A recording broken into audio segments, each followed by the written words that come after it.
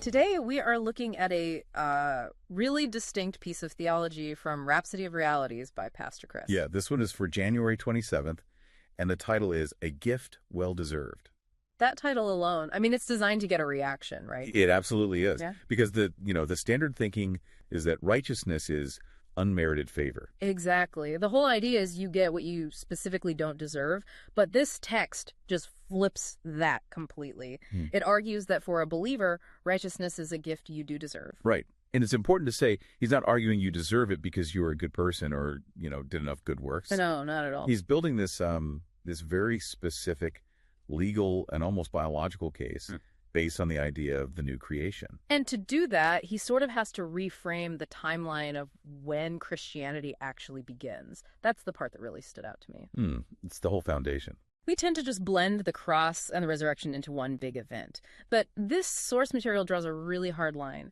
And it argues that Christianity didn't technically start at the crucifixion. It started after the resurrection. That distinction is it's crucial for his whole argument to work. And so how does he build that out? Well, he leans heavily into Acts 13.33 and Psalm 2 to say that when Jesus was raised, he wasn't just coming back to life. He was, in a sense, being born again. Born again. So like the first of a new species? Exactly. The text calls him the first begotten of the dead. He's the prototype of this new creation. Okay, so if Jesus is the head of this new spiritual species, then anyone who is in him shares that same origin story. That's where he goes with it. He brings in Romans 6.4. The logic is your old self, the sinner that needed mercy.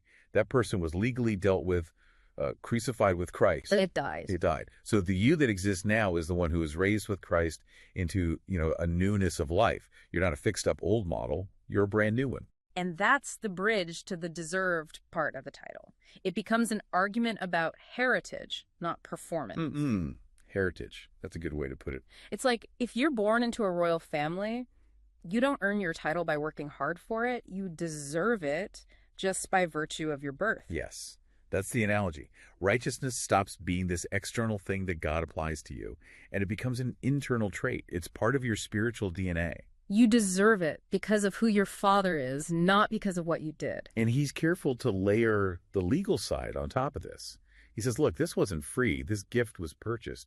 It was paid for with the blood of Jesus. So the cost isn't ignored? Not at all. Jesus paid the price. The transaction is settled. And now this righteousness is your legal property. So trying to still qualify for it is like trying to pay for a house you already own outright. Which kind of rewires that whole sinner saved by grace narrative. The text is pretty bold. It says, you are not a sinner in need of mercy. And that sounds so radical, right? Especially if you come from a background of, very penitent worship. For sure. But within the logic he's built, it's consistent.